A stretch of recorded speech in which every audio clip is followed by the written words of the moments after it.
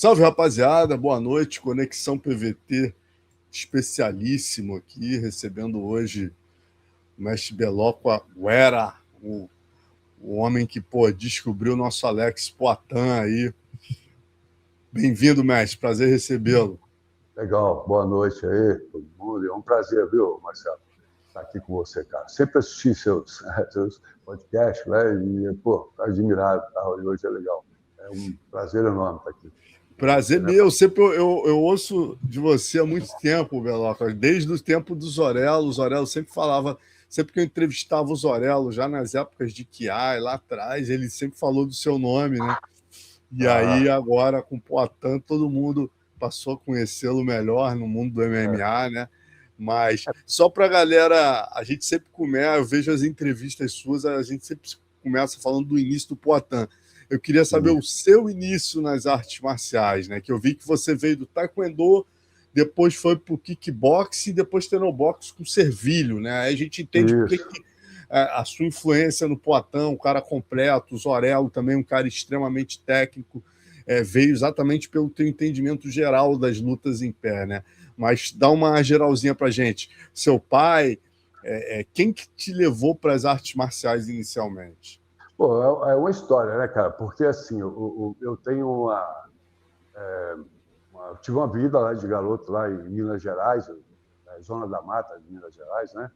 E até 12 anos eu fiquei entre Minas Gerais até Campos dos Goytacá. Estava ali, norte de Minas, Zona da Mata, Campos dos Goytacá, né? E como é que foi a chegada? O que o senhor lembra da chegada do Poitin, né? Eu vi em algumas entrevistas que ele tinha treinado com um ninja, né? Que era um... Isso, e aí exatamente. o cara falou: para você ser um campeão, eu vou te levar no Beloco, que é um cara que tem um nível melhor, vai poder te explorar todo o seu potencial. Quando é que você percebeu que você tinha nas mãos ali um diamante, um cara diferente? Então, o Ninja, né, esse mestre Ninja, nessa época eu dava aula na academia Top Spin Big Ball, que é uma mega academia e tal. Aí realmente o Ninja chegou para mim e falou: Bela, tem um cara lá que é assim, meu, se você treinar ele vai ser um campeão, cara. Aí tem potencial mesmo. Aí, legal, levei lá pra gente conhecer, né, cara? Aí, legal. Marcamos lá um dia lá e o Alex chegou, ele levou o Alex e tal. Aí, fiz um teste com o Alex, coloquei ele para lutar com um menino que eu tinha na época lá. Tinha sido campeão brasileiro de kickbox, tal, Eduardo Sobreira, chama. E esse Eduardinho já era um cara velho, né, cara? Foi campeão lá, campeão brasileiro, profissional, foi no amador também. Um cara com uma certa experiência, mas era um cara que tinha lutado uns 56 quilos, 57 quilos. E nessa época ele já estava lá com seus 90 quilos, pra você ter uma ideia, né?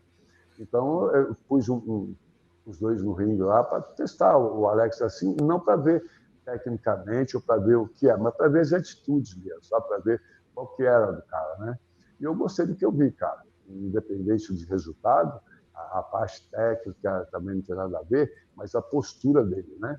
Aí eu gostei, conversei com ele, falei, não terminou lá, eu chamei ele no canto, falei, então, você já percebeu que não adianta força, né? Não adianta só ser forte, tem que treinar mesmo, tem que se dedicar, tal. Mas eu quero isso mesmo. Aí eu falei assim, porque para mim te treinar, eu quero que você diz para mim o que você quer ser, até onde você quer chegar, entendeu? Você quer ser um campeãozinho paulista aí, um campeão brasileiro, sul-americano, sei lá o quê, e depois abandonar? Ele falou, não, eu quero chegar no topo. Eu falei, tudo bem. Então, conversamos ali, acertamos, e na época até eu falei assim, eu posso te levar até o K1. Na época eu pensei, e do K1 você ser um campeão mundial do K1 ali, do K1 a gente... Outros campos, por exemplo, MMA, foi eu falei, vale tudo, o MMA, para eu não lembro na época, ou boxe, né? Aí, as coisas foram acontecendo, né? Aí a gente, de alguma forma, no treinamento também, é importante também ficar um pouco nessa da academia. Aí combinamos, mas ele não sabia nem, não tinha nem a menor ideia, né? Assim, o que era um K1, o que era o grande evento da K1 japonês. Ele não tinha.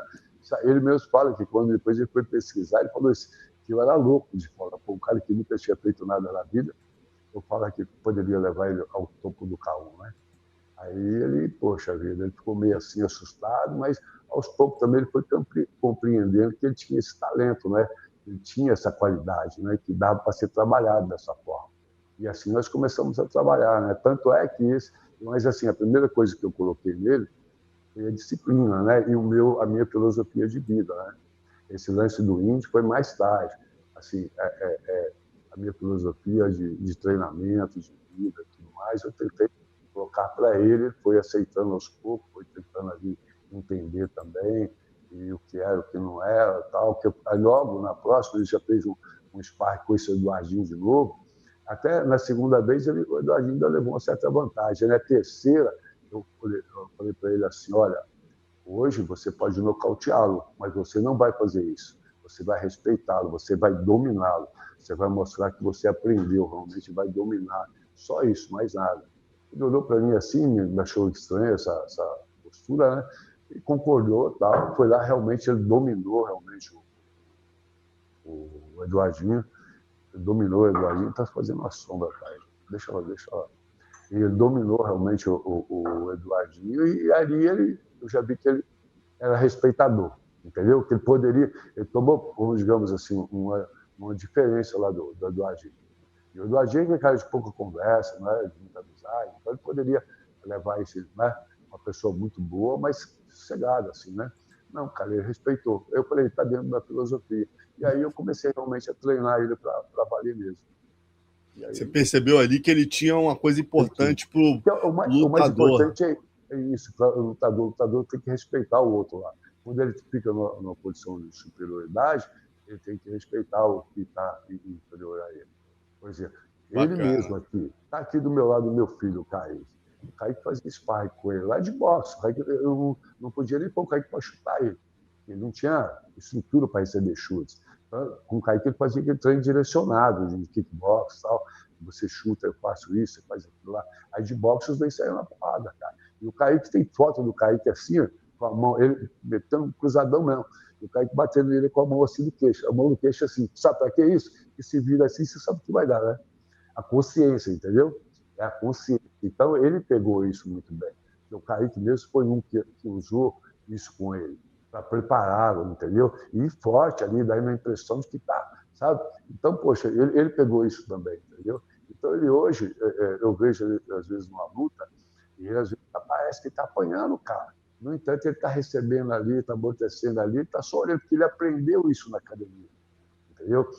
Essa filosofia que eu falei, você vai dominar o cara, mas deixa o cara, às vezes, até pensar que o cara está levando vantagem. Entendeu? Então, isso é uma filosofia de o cara deixar o cara. Vou tomar um gole de café aqui, cara. Fique à vontade, professor. E com relação ao nome, né, Poatan, achei muito curioso que essa coisa do Poatan, né, mãos de pedra, tal, foi uma ideia sua, né? Quer dizer que você tem uma ascendência indígena. Conta pra gente como que foi. Aí com essa pegada de ver que realmente ele tinha o jeito da coisa, respeitando, né, essa parte de respeitar o adversário lá em condições menor que a dele, né, inferior a dele e tal. Aí eu realmente comecei. Isso é uma coisa que conta muito. Sabe que eu falei assim, poxa, esse cara, de onde ele veio, as condições que ele veio. Você sabe que ele era uma vida totalmente atrapalhada lá, né? Alcoólatra e tal, e não precisa dizer muita coisa. Ele não fala, né? Então, mas eu vi que ele tinha algo nobre dentro dele, né? Essa coisa de respeitar o adversário é a nobreza, né? E essa nobreza vem dos nossos antepassados, dos nossos guerreiros ancestrais, que é a base do meu trabalho. Aí eu, conversando com ele, eu falei, você é um guerreiro, cara, você é um índio. Aí ele falou assim, índio, eu não sabia nem o que era ser índio, né? Mas ficou aquilo curioso, eu expliquei, né? Porque as suas atitudes, alguns traços, né? Que eu tenho os traços também, né? É verdade. Aí ele ficou com aquilo em mente, né? E chegou em casa e perguntou para os pais, e, poxa, os pais falaram, seus avós eram índios. Na época, até ele me falou que a mãe dele foi mais decisiva, assim, seus avós eram índios. Aí ele gostou dessa ideia, aí chegou no outro dia lá e falou para mim, olha, minha mãe, meu pai falou isso, meus avós eram índios. Então ele ficou muito feliz com isso, aí eu falei, então vamos fazer um trabalho em cima, porque é uma coisa que eu devo muito para os índios. Eu sei, assim, as pessoas, de um modo em geral, por exemplo, nós tivemos grandes esportistas no Brasil, grandes artistas da música, e tudo. Nunca, muitos deles com traços indígenas visíveis. Nunca um deles falou que era rei, bateu no peito e falou sou um guerreiro. Tal. Entendeu como é que é? O cara se coloca mais naquela condição, muitas vezes, de viking, de samurai, de sei lá de onde, entendeu? Esquece a própria raiz, a própria essência, entendeu? Eu, assim, não tenho nada contra, sabe? Mas eu sempre vi que isso faltava para nós. E falta. Se você observar a história, Garrincha, por exemplo, é um cara que realmente moveu o futebol brasileiro, né? Tirou o futebol brasileiro daquela coisa do viralatismo, né? Daquela condição do vira-lata, né? Vamos dizer assim, que era aquele cara que tinha medo do uruguaio, do argentino, dos europeus. E o Garrincha era um funiô, entendeu? Mas ninguém falava isso. Garrincha ele era descendência indígena? Ele é descendência indígena. A família dele é Funiô, chama Funiô. Funiô, é uma etnia chamada Funiô. Etnia chamada Funiô. É uma etnia macro-G, né? A gente chama de macro-G. Porque são 4 troncos linguísticos, né? É o Tupi, que é a maioria, né? Aí vem o macro-G, que é o segundo, e tem o Aruac e o Caribe. Então, o Garrincha é do povo macro-G, assim como o meu povo também é macro-G. Outro grande nome que o senhor formou foi o Zorello, né? O Zorello. O Zorello, eu ia te perguntar. Tá aí, olha ele aí na foto. O Zorello foi muito... então, o Zorello foi muito importante porque eu fui o treinador dele lá na época. 3 títulos mundiais, toda aquela história, seleção brasileira. Fui o treinador também da seleção brasileira. Tal. Aí nessa foto tá eu, ele, a Carol também, que é uma campeã também, multicampeã, tal, e o Alex, né? O Alex era aquele cara promissor, mas ainda estava ali galgando o lugar. E nesse dia aí, quem foi fazer uma matéria aí foi o Charles do Bronx. Ele foi fazer uma matéria com o Zorello. Aí fez lá a matéria, conheceu o Alex, mas nem imaginou que o Alex se tornaria o que se tornou. Chegamos até a conversar com ele lá.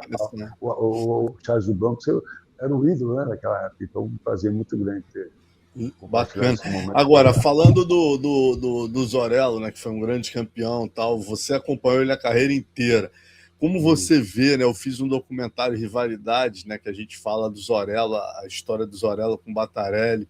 Aí uma pergunta que eu faço no final é como seria essa luta? Na tua visão, tecnicamente falando, os dois no ápice, Zorello e Battarelli, como seria a luta? Zorello. Nocaute. Mas como seria? Nocaute, cara.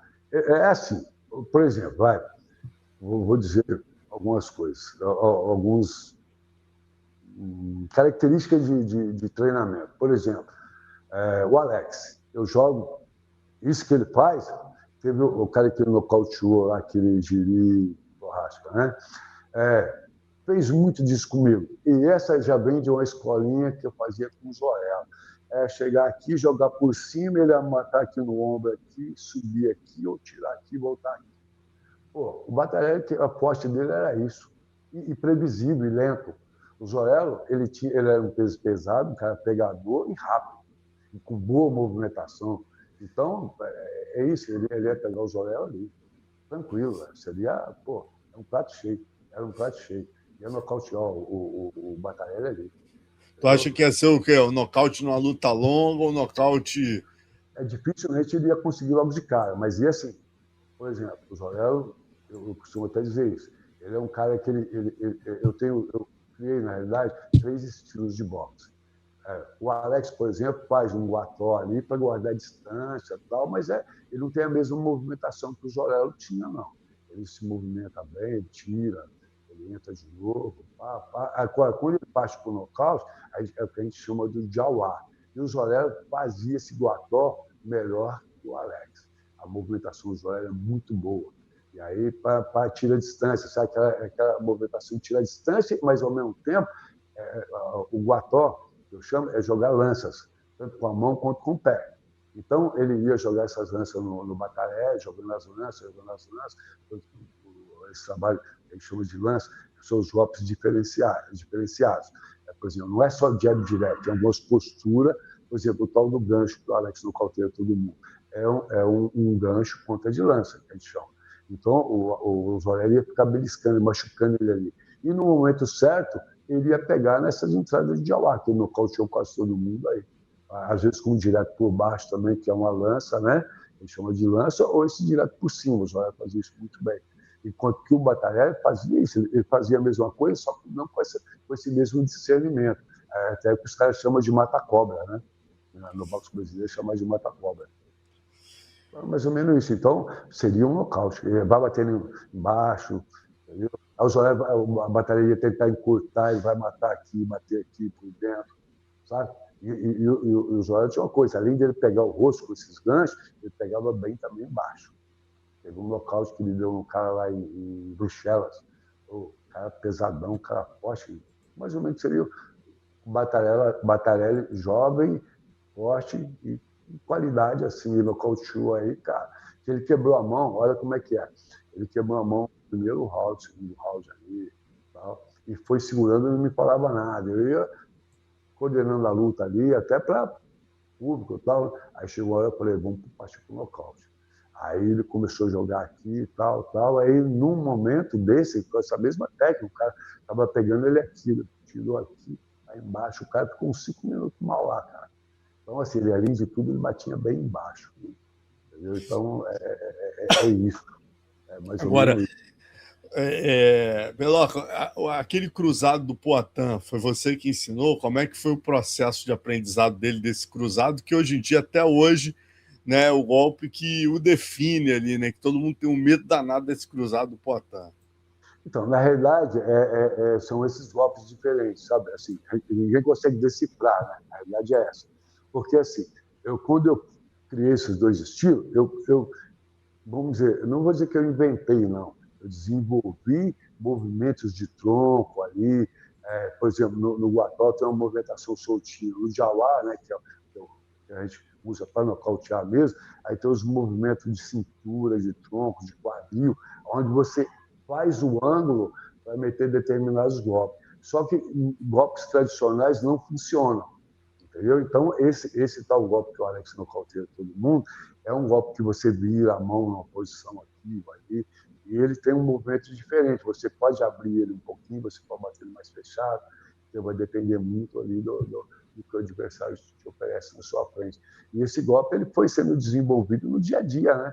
Eu criei alguns golpes diferentes. Se você for lá ver, né, meus alunos treinando, que esse cara já mais adiantado, tem um momento que eu falo só lança, bordunas, agora acrescenta o jab direto cruzado lá, porque são os golpes tradicionais. E o estilo, vamos dizer assim, o Guató, sabe? O Guató é um estilo que, assim, na realidade, o que eu fiz? O Guató, como tudo gira em torno da cultura indígena, os índios Guató de Mato Grosso, eles desenvolveram a técnica para enfrentar a onça com a lança na mão. Você tem, assim, noção de seria a onça, né? É o jaguar, né? Que a gente chama de jauá.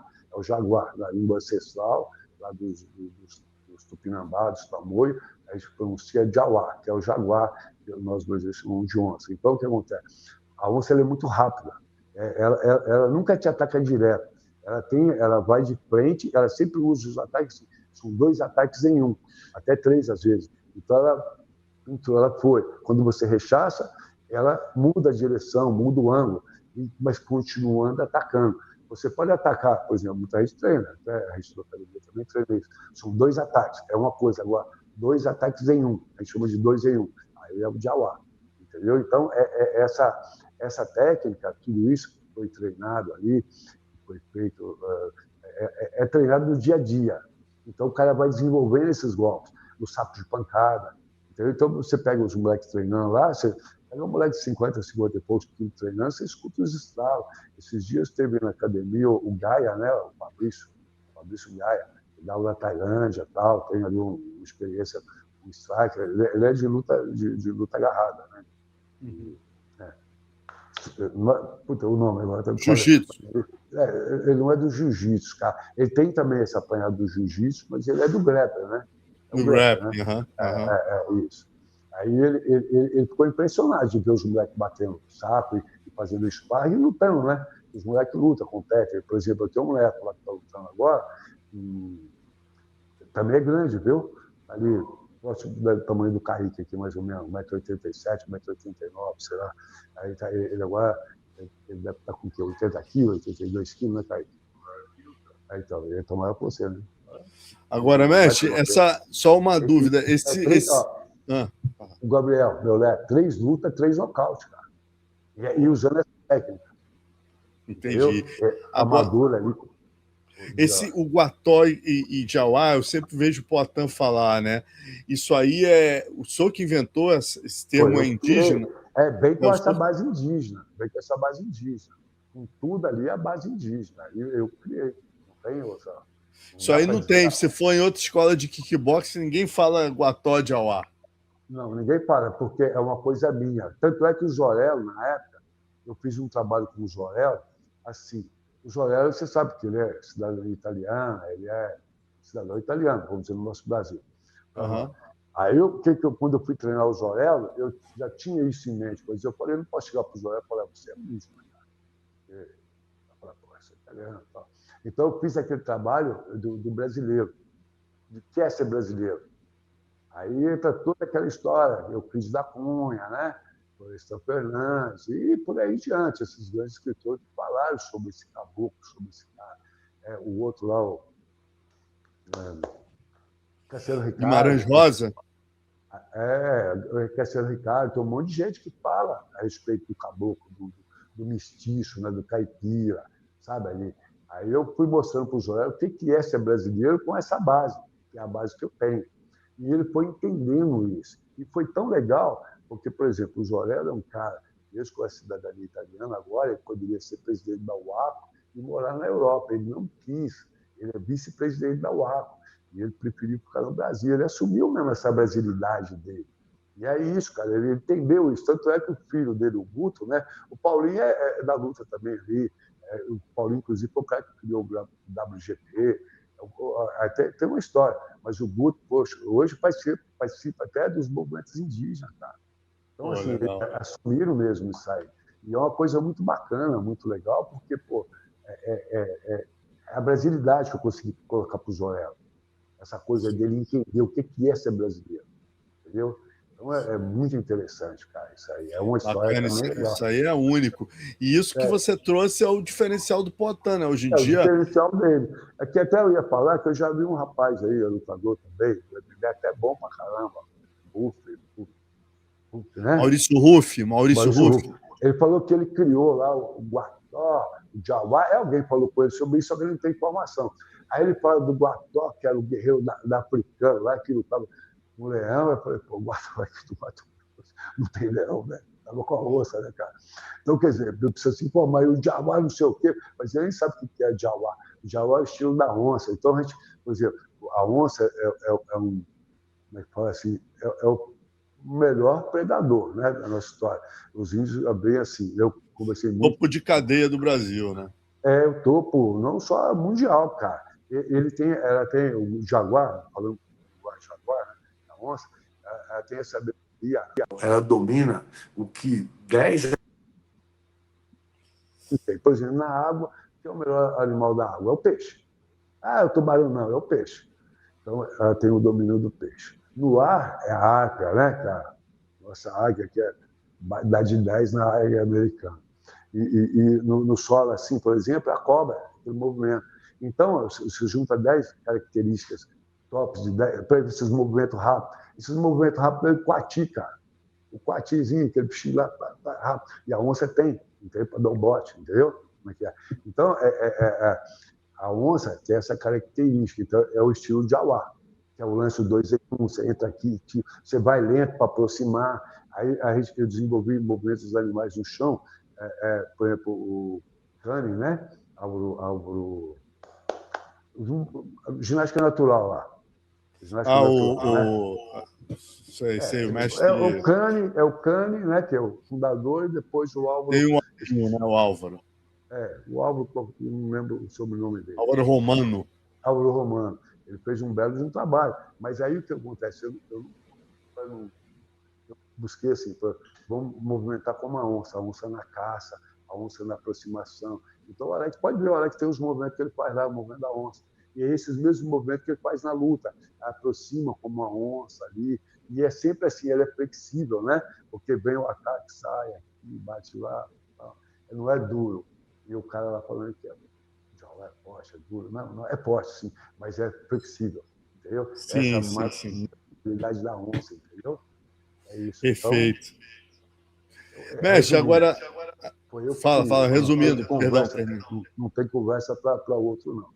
E o que o Alex faz hoje lá, ele quer dizer que ele criou o estilo dele. Você imagina, o cara por etapa. Ele modificou lá algumas coisas, tal. Ele tem o mérito dele lá, as conquistas dele, que ninguém pode, né? De conta, poxa, quem sou eu para falar? Mas a base, cara, o cara que não sabia fechar uma mão, que enquanto ele estava lá tomando seus litrão lá, eu estava treinando, eu estava trabalhando com a seleção brasileira de kickbox, trabalhando com o Paulo Zorel, as conquistas. Inclusive o Zorel também é um cara que, pô, aí mais ou menos você entendeu pelas formas. Quando o kickbox estava meio que em baixa, só se ouvia falar lá no MMA, próprio jiu-jitsu e tal, e o Muay Thai estava lá se despontando, o kickbox não era nada, não era ninguém. Aí eu falei assim, olha, vamos levantar a moral do kickbox. Se você cria um evento, eu crio o campeão. Aí fomos lá e criou o WGP junto com o Paulinho. Aí com o WGP eu criei o campeão. Quem que é o maior campeão do WGP? Alex Portan, que foi através do WGP que nós conseguimos fazer um contrato com o Glória, graças ao trabalho que o Joel e o Paulinho fez, e o meu trabalho. Inclusive tem uma parada assim, né? Que quando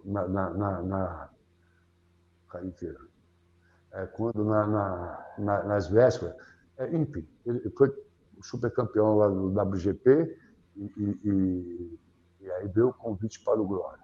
Tá? Quando veio o convite para o Glória, me telefonaram pedindo, se oferecendo para a gente levar para mim com o Alex para a Holanda, para treinar o kickbox holandês lá, para que ele pudesse participar no Glória. Eu falei, não, nós vamos ficar aqui no Brasil.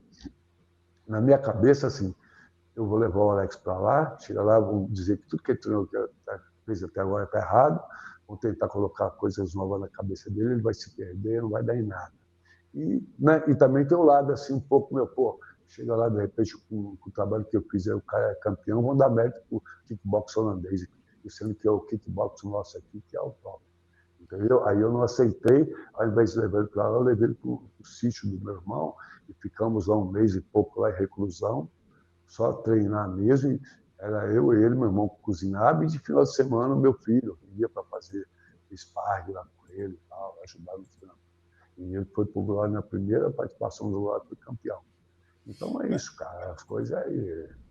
Você treinou ele, Beloco, dos 21 aos 26 anos, né? Você treinou dos 21 ele. aos 26 anos. 26 anos. Tem uma coisa... Fala, pode falar. Tem uma coisa interessante, cara. Por exemplo, tem uma pesquisa científica hoje aí que comprova assim, o cara com 15 anos de treino, ele chega ao topo. Essa pesquisa diz assim, mais ou menos, com base nos guerreiros romanos lá, que o cara entrava lá vamos dizer, com 12 anos, com 7 anos de idade, e ali, após 15 anos, o cara estava pronto para ser um guerreiro. Então, essa pesquisa, ela diz assim, você um preparador físico, um personal disso, nutricionista, fisiologista, médico, tudo aquilo que nós nunca tivemos. O cara, para formar um cara do nível que eu formei o Alex em 5 anos, é 15 anos, cara. E ali era eu e o Alex, com a ajuda dos alunos, lógico, meu filho é um, e outras pessoas que colaboraram muito também, até com ajuda financeira, porque a gente é bem pobre e tal, né? Poxa vida, e com 5 anos, cara, fiz o cara campeão do Glória, no alto rendimento, do topo do mundo. Então, assim, aí o cara fala assim, mas eu criei e tal, o cara quer levar o mérito. Eu não quero levar mérito, cara. Eu quero que as pessoas reconheçam e vejam isso, porque eu posso fazer o mesmo trabalho que eu fiz com ele, eu posso fazer com outras pessoas também, cara. Entendeu? O Brasil é cheio de talento. Entendeu? Você fez com o Zorello e com ele, né? Quer dizer, dois dos maiores campeões da história do kickbox brasileiro vieram das suas mãos, né, professor? Exatamente. E uma coisa que me chamou a atenção, o senhor falou que quando ele chegou, que ensinou a parte de mão ali, você conseguiria evoluir, mas que ele não sabia nada de chute. Hoje em dia, ele não sabia nada nem de mão, ele não sabia nada de mão, dele chute. Só que pela força das mãos dele, aí eu falei, vamos fazer o trabalho, vamos abrir o caminho pelo boxe. Um boxe. Mas eu, lógico, colocando a perna também ali para dar um chutinho, uma joelhadinha, para aprender a receber chute e tudo mais. Mas aí o caminho foi aberto pelo boxe, pela força dele, pela mão. Até o apelido foi assim. Aí eu fui idealizando esse Poitin, né? O pó é mão, a tan é força, é forte, mãos fortes. Então, mãos fortes, sabe? Então, na minha cabeça, era o guerreiro das mãos fortes. Aí ele gosta de chamar de mão de pedra, é o Poitá, né? É mão de pedra, pó e tá é pedra, entendeu? Que é aquela mão seca, né? E realmente, ele combina bem, mãos fortes, mãos de pedra, dura, entendeu? A tradição é mais ou menos essa. Aí, num contrato, até que nós fizemos de um patrocínio, nessa época eu arrumei um patrocínio para ele lá, na hora de assinar o contrato, o patrocinador pediu um apelido, um nome, eu falei, Poitin. Aí começamos a usar o nome de Poitin. Mas no Brasil, assim, não aconteceu, né? A coisa foi acontecer lá fora. Campeão do Glória, depois tudo aquele destaque todo, aí que foram entender o significado do Poitin. E a gente, assim, nos treinamentos dele também, eu usava muito, assim, para transformá-lo, né? No guerreiro que ele é, as danças ancestrais, por exemplo, a dança de guiado Tupinambá, é onde você trabalha a respiração, trabalha, poxa vida, essa conexão com os ancestrais, tem uma dança de harmonização do corpo físico e mente, espírito também dos guerreiros ancestrais, onde você vai eliminando as coisas ruins, né? Assim, cada tom ali tem uma ligação, tem o tom da terra, que é o ato de você estar firme no caminho a seguir. Até naquela entrada que ele usa. De onde veio aquela entrada, professor? Foi aquela ideia da música sua? A ideia da música Itzhak foi eu que coloquei. Aqui tem a participação dos Chavantes, entendeu? É uma coisa assim, muito forte, né? Uma coisa muito forte. Então, ali foi eu que desenhei a música, e aquela entrada, aquele batida de pé no chão lá, aquilo ali é que ele usa ali, normalmente, que foi indicado para ele, é assim. Então, o tom, no mesmo movimento, o primeiro tom é o tom da terra. É o ato de você estar firme no caminho a seguir, você saber o que você quer. Aí esse é um cultural, para dentro. Depois nós temos o U, que é a base assim, do umbigo, mais ou menos. É o tom da água, quando você joga suas mágoas para fora, suas broncas, para estar de mente livre. Né? E o O, que é o tom do fogo, a boca do estômago aqui. E depois o A, que é aquele que é o coração, onde você vê as coisas, você vê essa fineza do ar, né? Chegar onde você quer, entendeu? E, enfim, é isso. Aí tem mais uns tons depois, mas acho que convém. Então, isso é que ele usa, inclusive, para entrar. E o tom do aquecimento, que é a dança de guiada do Tupinambá, é aquele que é a boca do estômago, isso aqui, né? É muito forte. Então, é a ligação com suas partes internas, é a ligação com a terra, é a ligação com o céu, as suas partes externas. Então, é um fortalecimento espiritual também. Tudo isso foi trabalhado com ele, dentro desse contexto da preparação do guerreiro ancestral. Do guerreiro. Eu costumo dizer, tem uma fala que eu digo assim, que o Nembo TV, né? Que na realidade o kickbox é o Nembo TV. É assim, todo treinamento tem ligação com a natureza, com o meio ambiente, enfim, aquela coisa em mente boa, mente saudável, né, tal. E assim, o Alex é o resgate de uma ancestralidade. É como você como é que fala assim, você conseguir se conectar lá com os ancestrais, né, através de todo o treinamento. E o Alex foi o cara que se adaptou a isso. Ele se adaptou a isso. E ele vestiu isso. Mas, assim, até por uma necessidade da transformação do cara. O cara, na condição de um alcoólatra, sem perspectiva nenhuma, eu tinha que trazer alguma coisa para ele. Não é só ensinar, dar os jab direto lá e achar que vai ganhar, não vai. A cabeça não funciona. Então, dessa forma, eu consegui dar para ele uma cabeça boa, um espírito bom, entendeu? E um corpo saudável, um corpo forte. Pô, espetacular essa história. Mestre, como é que se deu essa separação de vocês, né? Eles aos 26 anos. O que fez ele sair? Quer dizer, porque eu vejo ele falando do senhor com o maior carinho e respeito até hoje. Todos os depoimentos que eu vi, pelo menos, ele fala, né? Hoje, o Jator Guauá, ele fala direto Quer dizer, ele reconhece a sua importância na formação dele, mas por que motivo vocês se separaram quando ele tinha 26 anos? Então, assim, às vezes a gente ajudava, eu já ajudei financeiramente, mas assim, é muito difícil, cara. Pobre pra caramba, né? Aquilo que eu falei esses dias até hoje, para mim é assim, né? A gente é um sobrevivente, então você aprende a sobreviver um pouco. O Alex jovem ali, e de repente sem perspectiva nenhuma, e de repente com uma perspectiva. Aí a outra academia que ele foi lá, ofereceram alguma coisa para ele. Né? Pelo menos foi o que ele me falou. E a situação que ele vivia comigo lá era muito difícil, cara. Porque ia lá, lutava no Glória, lutava não sei aonde, aí imposto disso, aquilo lá, tem lá 10% daqui, 20% daquilo lá, e demorava muito para receber.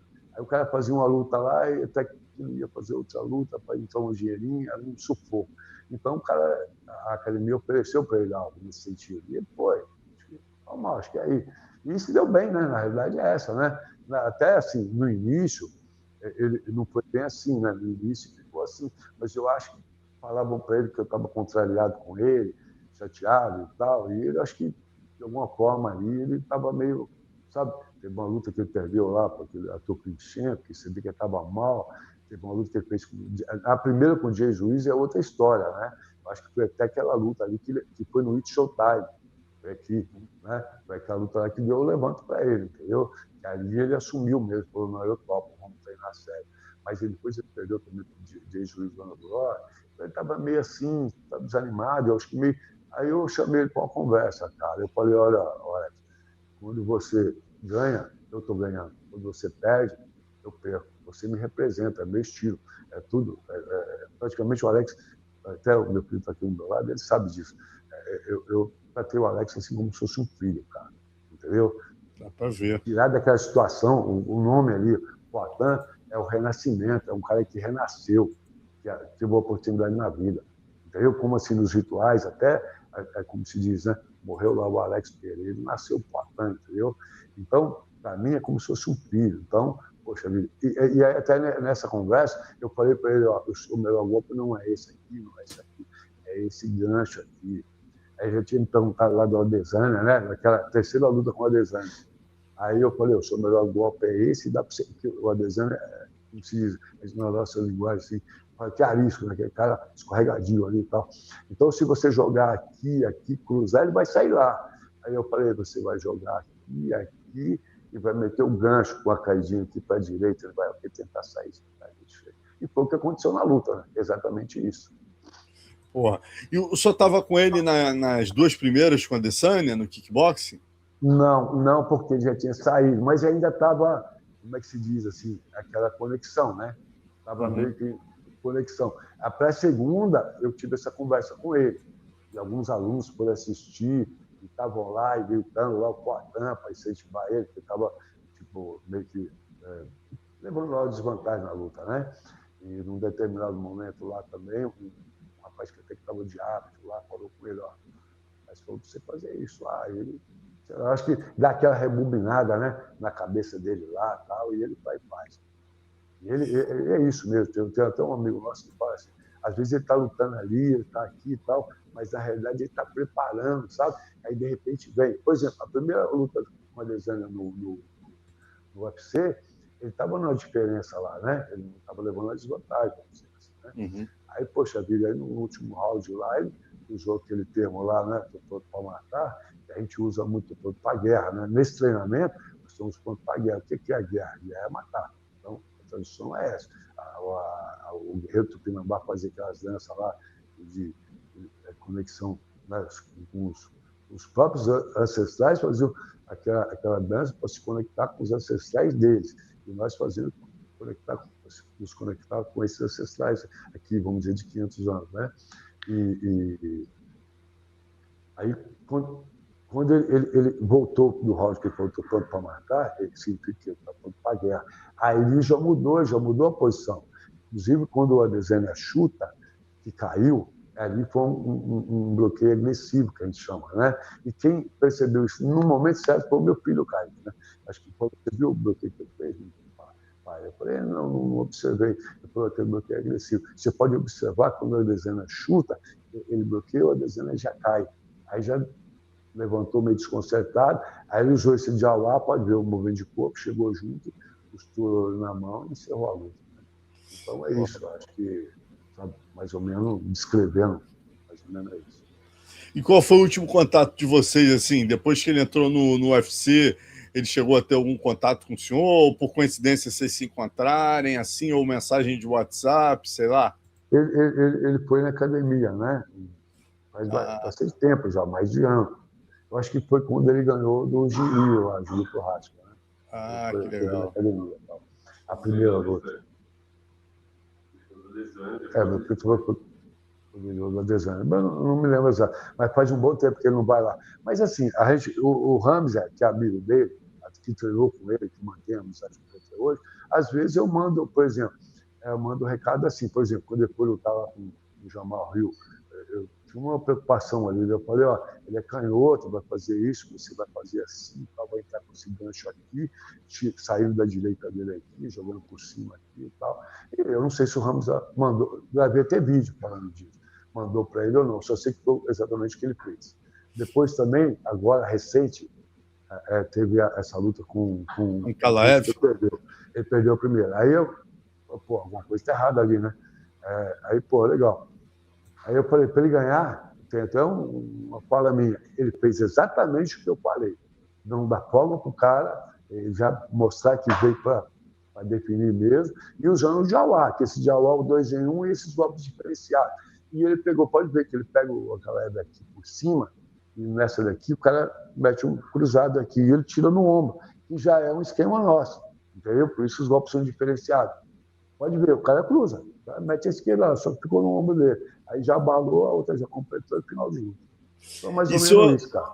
O senhor falou que gravou até um vídeo e tal, né? Deu um conselho tanto no Rio quanto no Giri. Aí eu pergunto ao senhor, se eu fosse falar alguma coisa para ele, né?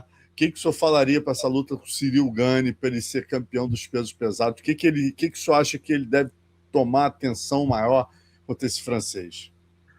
Primeiro, o cara chamou lá uns caras do Glória lá para treinar com ele lá e tal.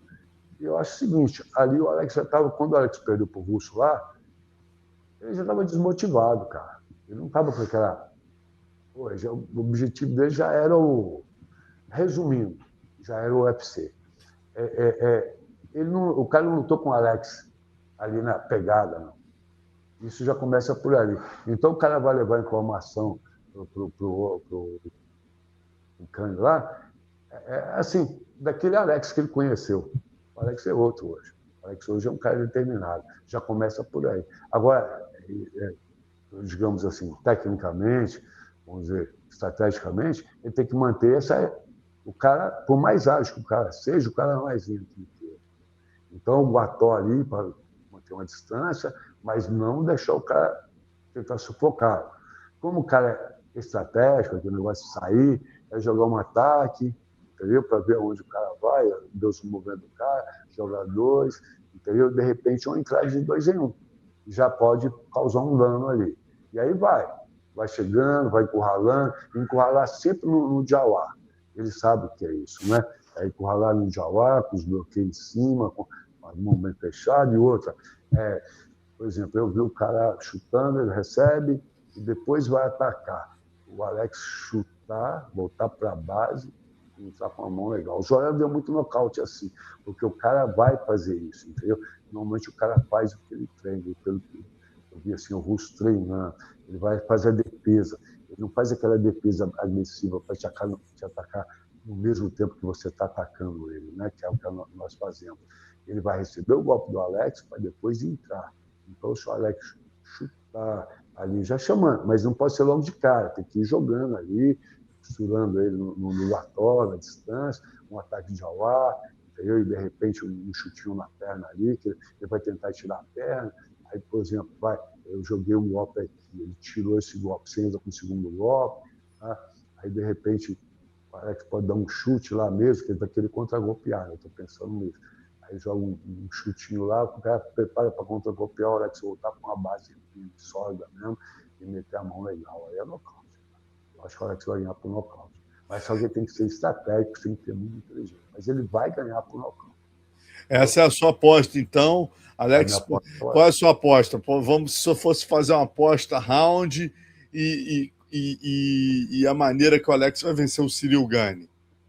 Acho que no terceiro, quarto round ali. Acho que não chega no quinto round. Porque o primeiro round é aquilo lá. O cara é, vamos dizer, um peso pesado que tem uma certa habilidade, que vai deslocar aqui, deslocar ali. E o Alex tem que ir no jalar predando, usar essa técnica do predador, né? Essa estratégia do predador, que é não tirar o olho do cara, não tirar a direção do cara. Ele girou lá, se acompanha e aproximando. Aí o cara vai tentar um ataque e sair, tentar um ataque e sair, esperar um ataque do Alex para dar o contra-ataque, entendeu? Aí é onde eu estou falando. Em alguns ataques do Alex ele vai sair, entrar, e outros ele vai depender e depois entrar. Então ele dá um tempo, sabe? É tipo assim, essa menina que você viu lá na foto, tá? O Alex, o Aurélia e a Carol. Tinha uma garota na época muito boa de boxe, mas ela jogava um jab aqui e demorava um tempo para soltar o direto. E a Carol estava meio preocupada com ela assim. Eu falei, Carol, você observa lá. Ela joga um jab e tem um tempo para soltar o direto. Nesse tempo que ela leva para soltar o direto, você mete o seu, né? Você vai derrubar. E a Carol fez isso, derrubou. Então o Alex pode fazer isso, sabe? Assim, ele dá um tempo para atacar. Não é aquele ataque de primeira, entendeu? Pode observar ele, assim. Então dá para o Alex bem compenetrado, aí pegar ele no tempo dele, entendeu? Às vezes, quando ele passa esse lance que eu falei, chutar, voltar para uma base legal, a hora que ele pensar em atacar, o Alex atacar, entendeu? Pode pegar legal. E se o Poatan for campeão agora dos pesados, né, ele já entra na discussão assim do chamado GOAT, né? O maior de todos os tempos, porque ele tem o cinturão dos médios, o cinturão dos meio pesados e o cinturão dos pesados. Né? O cinturão dos pesados agora. Se ele conquistar essa luta contra o Ciryl Gane, como o senhor acredita em um nocaute no terceiro round, o senhor acha que se ele conseguir vencer o Gane, ele merece já ser o maior de todos os tempos também no MMA? Eu já falei isso antes, tá? Os grandes caras do kickbox foram para o MMA e apanharam. O Alex foi no kickbox, ganhou. Ele tem umas lutas de boxe também, ganhou. E no MMA ele ganhou. Então ele é o melhor, cara. Eu acho que, sabe, eu sempre gostei muito assim de Anderson Silva. Pô, Anderson Silva não tem o que dizer. Até na época, o Alex estava meio que começando a crescer. Eu fiz um comentário que o Ramos esse dia tocou nesse assunto. O Anderson, tudo bem, é bom pra caramba, mas o Alex, bem treinadinho ali, à medida que foi desenvolvendo, ganhando experiência, ele nocauteia o Anderson. Aí todo mundo, né? Pô, e hoje dá para. Isso é realidade, entendeu? Então, o senhor disse isso quando o Anderson ainda estava em atividade. Quando o Anderson estava no topo lá em cima, e o Alex estava iniciando. Eu falei isso. Eu falei isso e tem testemunha, cara, que eu falei. E ninguém acreditou. Então, por isso que eu acredito muito no Alex, sabe? Eu acredito muito nele. Porque, assim, eu lembro quando a gente estava dando a entrevista lá para o Glória, a primeira participação, essa coisa tem um contexto, né, cara? Aí meu filho aqui, na entrevista, falou assim, o Alex vai ganhar. Eu falou com convicção, porque nós somos brasileiros, nós somos fortes, nós somos guerreiros, nós somos... Pô, e é isso, o Alex tem que usar isso, sabe? Essa força que a gente tem, esse espírito guerreiro que a gente tem, essa conexão com os ancestrais, sabe? É isso que, sabe? Tem a luta em si, a técnica, a estratégia, mas tem esse espírito guerreiro que a gente tem que faz a diferença. É isso aí. O Alex vai ser campeão. E vai ser o melhor mesmo. Eu acredito assim que se o John Jones viesse também, poderia até dar mais trabalho, mas ia ser nocauteado. Você acha e é para nocaute. E é para nocaute, cara. Não é para ganhar por ponto, não. É para nocaute. Mesma coisa esse Shimaev aí, se subir para o meio pesado e desafiar o Alex, você acha que esse que derruba bem pra caramba? Acha que o Alex... Esse cara é foda, hein, bicho? Ele também tem essas coisas diferenciadas. Aí tem que preparar para ele, entendeu? Porque ele é meio assim também, tem uns reflexos, umas atitudes meio felino, né? Ele chama de felino, né? Eu acho que ele tem, até ele que chama de lobo, né? Ele mesmo. Então, Só acha que ele é o pior desafio para o Poatan hoje, mais do que John Jones e Cyril Gane, seria o Khamzat Chimaev? Cara, por causa dessas atitudes, sabe? Ele é chamado de lobo, mas ele tem uma coisa do felino. O lobo também é muito esperto. E outra, ele tem uma coisa, uma visão, né? Ele vai buscar, né? Aquela coisa que você olha e você vai buscar, entendeu? Que é coisa do lobo mesmo, né? Então ele sabe aonde talvez encontrar a falha no Alex e buscar. Tem que se prevenir contra isso. Aí tem que ser o lobo, entendeu? Maravilha, mestre. Pô, agradecer muito o papo aqui, a aula. Pô, um prazer te receber finalmente. Demoramos para receber o senhor aqui. Pô, foi uma aula aí. Agradecer muito a tua participação aqui no nosso Conexão PVT. Legal, cara. Eu sou eu que agradeço. Boa coisa seu, pô. De ver suas entrevistas aí, enfim. Bacana. Prazerzaço, mestre. Grande abraço. Valeu, rapaziada. Um abraço a todos aí. Boa noite.